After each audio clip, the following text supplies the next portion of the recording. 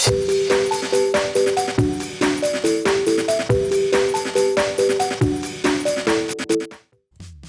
it going, YouTube? It's Panda time. In this video we have Imperial going up against 3 Musketeers. Both of these decks are pretty popular these days. This is from the PUBG Origins Regional, so you know it's going to be a good one. We're definitely going to get some EX2 content coming up soon, so definitely stay tuned for that.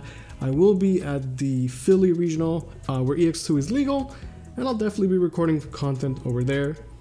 So you know, look forward to some new spicy decks from EX Collection 2, and let me know in the comments what you guys are looking forward to in the new set. I know I definitely want to play the Gargo deck, the Gallon deck, and the one I'm most excited for is actually the Securemon deck. Okay, so a lot of setup for Musketeers.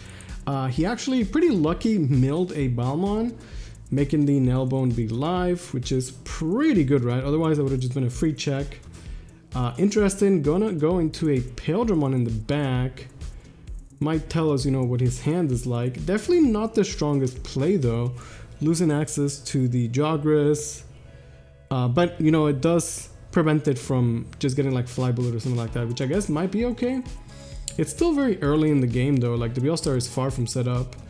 Gonna be swinging, restanding, actually swings at the promote, which makes sense. Don't want to take a bunch of free damage. At the same time though, I feel like the Imperial player has to win this matchup by being aggressive, right? Like surely the BL-Star late game is just insane.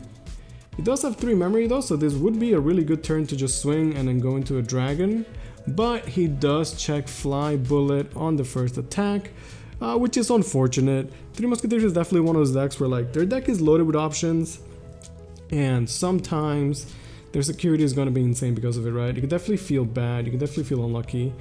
Imperial player is actually forced to pass there, which is awful. He had 3 memory, right? I feel like as soon as he passes there, the game is actually done. Like that is literally just game, right? So he has to start again from scratch. I wonder if they didn't have like a rookie to at least like drop a rookie and get some search last turn. Gonna Hammer Spark, let's move on to EXB. There is a mat on the other side, which you don't usually see. I feel like if you see Tamers, it's like a blue memory setter. We see the Musketeer players plays the little mats, which actually pass over quite a bit of memory, and they also let him get access to the blue sources. The scatter mode is gonna swing, it does 9 security, and he has essentially the perfect stack. Gonna get infinite discards here. After this, like he's seen enough cards, he has the memory boost. I think it's at the point where like BL-Stars are gonna start dropping, right? He's down to 3 security, but the Imperial player doesn't have too much setup. That Paildramon's going to Fly Bullet plus pass after, it's too much. It's really hard to come back from that. Gonna play a Gabu and then just Call from Darkness. I like this because it lets him take back the BL-Star. The scatter mode, you know, both really strong Digimon, and it lets him memory choke to 1 with a 6k blocker. Is actually super relevant. A lot of times blockers just don't do too much in these formats. But against Imperial, like big blockers can actually do something, right? The Balmon can stop the chip damage.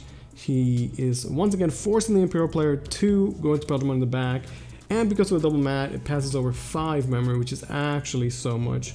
We know the player has a BL-Star in hand. Gonna play an analog and then send another one to the trash. The time to Fly Bullet the Beamon. Yeah, I think it's good enough, right? Memory choke to 1, get that Beamon out of here. So sure, Paildramon can swing twice. At this point the blocker doesn't actually stop anything, but it's still nice to have. And with 1 memory, no Tamers at all. It's just been a tough game for Imperial. Finally swings into something that's not an option, so pretty good there. But I mean, what is the follow-up, right? Like I said, swing again and then go into the dragon. Choose to block this time, which is very interesting. I don't necessarily agree with that. I don't know what he's scared of, like a fighter mode, I guess. Fighter mode return the Balmon, but I feel like that would be acceptable. Like if the Imperial swings, it might be hidden into, you know, another Fly Bullet or something else. The dragon is gonna pass over extra memory from the little mats. He doesn't have a green Digimon in source, so he only gets to summon 1. So in this case, the dragon is actually kind of terrible, right? Like it's just not that good. I think this game is a good example of like when things don't go the Imperial's way. Ogremon gonna swing, pitch a card for double checks, and it actually goes through. Pretty funny. This does not usually happen, but it did this time.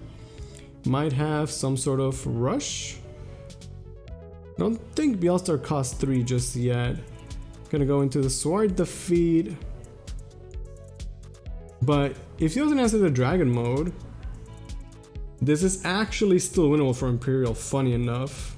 It's been such a tough game for Imperial. Okay, yeah, play Bielstar and then Fly Bullet. Doesn't Fly Bullet the Dragon? Not scared of like Paladin or Fighter mode or anything like that.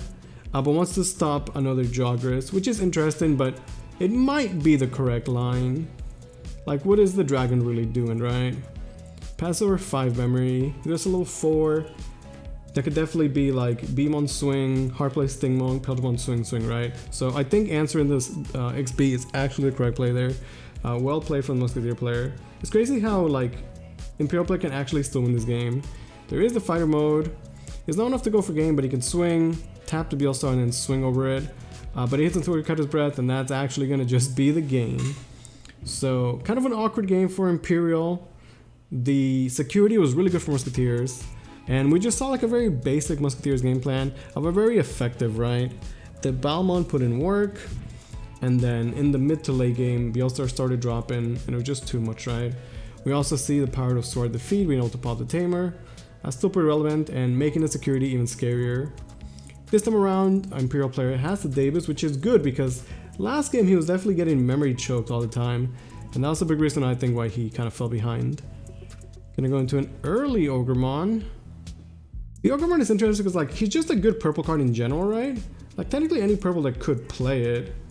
So it's interesting to see which purple decks choose to run it. It's a card that sometimes can win the game and sometimes doesn't do anything, right? It's interesting though. I know some people out there do like the Ogremon. Gonna be swinging, discarding Fly Bullet. Yeah, I mean, does get 2 checks, actually survives both checks, so Ogremon, when it's good, it's really good, right? I don't want to pass turn. I feel like hard dropping or scatter mode would be solid. Hard dropping a Gassimon to prevent any memory shenanigans like Hammer Spark. Not bad. I mean, with this line of play, potentially Ogremon just actually wins the game next turn, which is really, really funny. I guess the people that like Ogremon, it's just a funny Digimon, right?